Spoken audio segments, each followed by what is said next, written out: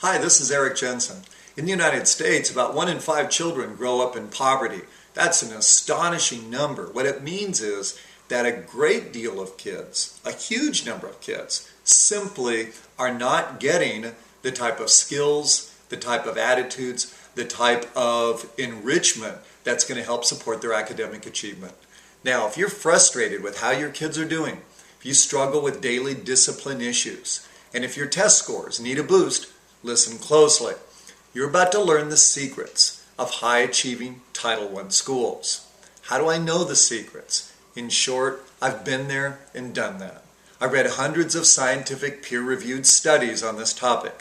I work with high-poverty schools around the world. This topic is actually the essence of my doctoral dissertation. But you may also know me as the author of Teaching with Poverty in Mind. In fact, I co-founded an academic enrichment camp that shows you how you can get successful kids in days and weeks, not years. There's actually only 3 essential questions you have to ask and be able to answer. 1, if kids from poverty are different, how are they different? 2, brains can change for the worse. How can the brain actually change for the better? And 3, how do we operationalize those changes in a Title I school and in a classroom environment? So the answer to the first question is yes, kids from poverty do grow up differently, and because their brains have adapted differently, the kids are different. It's true that their neurons in the brain are even different. They're designed by nature to reflect their environment, not to rise above it automatically. Areas of the brain that are affected by poverty include the exposure to stressors. They influence our working memory. They influence impulse regulation, our visual spatial skills, language skills, cognitive skills, emotional development, our stress response, and even conflict resolution. Now, this is a critical understanding. 1, your staff should know that the students that you have are not lazy, their brains are different. And 2, this understanding can help generate empathy, not sympathy, empathy.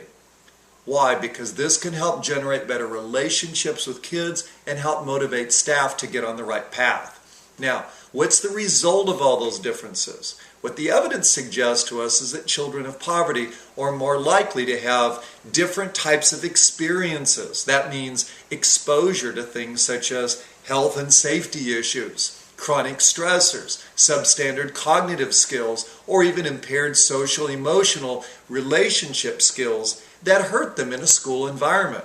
Now, not every low socioeconomic status kid is going to be heavily impacted, but on average, most will, the majority will. So the answer to question number 2 is yes, brains can change for the better. There are over 12,000 human and animal studies in peer-reviewed journals in the field of enrichment. What these studies show is that exposure to targeted enriching environments can make dramatic and positive effects on the brain. In other words, this brain that you and I think used to be fixed, we know it's changeable, it's malleable if you do the right things. So in the workshop, Teaching with Poverty in Mind, I'll show you clear, compelling brain scans with before and after changes that show when you teach with targeted, specific skill building in mind, you can make a huge difference. This will raise the confidence level and the hope among your staff. In fact, you can get more than just changes in reading, math, and even social behaviors. Evidence shows that you can literally boost IQ by as much as 5, 10, 15, 20 IQ points. For years, people have been saying you can't raise IQ. That's old research. Throw that out. You can do that. Now, here's the science you should be paying attention to. Genes are important, but they only contribute about 30 to 40% of how kids turn out. Your DNA is not your destiny.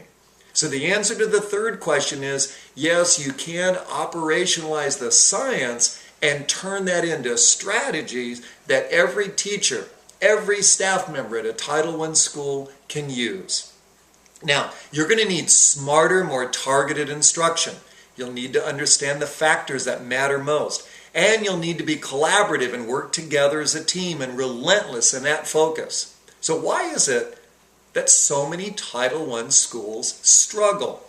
Here's what I've found. I've worked with many of them. One, there's a lack of buy-in. A lot of them just don't believe you can do it. A lot of finger pointing, and they say, well, it won't work. Number two, let's say there is some buy-in, but for some, there's paralysis by analysis. In other words, they spend so much time drawing up big, grand plans that the implementation ends up getting overwhelming, and it's scattered. The staff tries to do too many things, they get stressed, and nothing really gets done. So, the third thing is the lack of relentless focus. If you want the brain to change, you can't do all this stuff randomly. You have to be absolutely relentlessly focused on the factors that matter most. You do this and you'll see a change in behavior, you'll see better academics, you'll actually see a change in IQ. You have to be on a mission. And you have to start with laser-targeted instruction at the core of all the achievement factors. So anybody who says you can't get miracles, either they don't read the research, they don't know how to apply them, or they never seen it done before. So, I have seen it done. I've stood face to face with thousands of kids who have gone from, I hate school, I'm not going anywhere, I hate life, to, I want to succeed. I want to do better. I want to graduate. I'm going to graduate. I've seen this happen. I've seen it work so well that it just blows away all of that constant stream of craziness and snake oil that people are trying to sell to schools. Here's what I'm saying.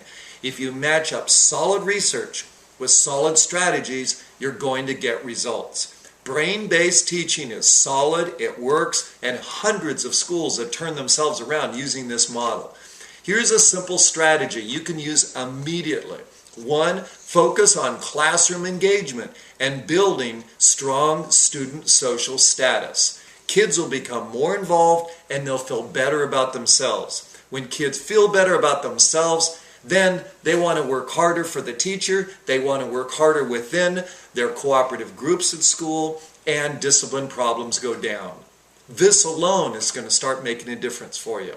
So, the research for all this is in several of the books I've written, including Teaching with Poverty in Mind. I've written many other books, but for poverty, that's the one I want you to make sure you read. If you want to get your life back and you want to get some excitement in your classroom and start seeing results and turn this thing around, you're going to have targeted instruction. I'll show you how to do that. You can get amazing results. Don't give up hope. Here's how you can take action now.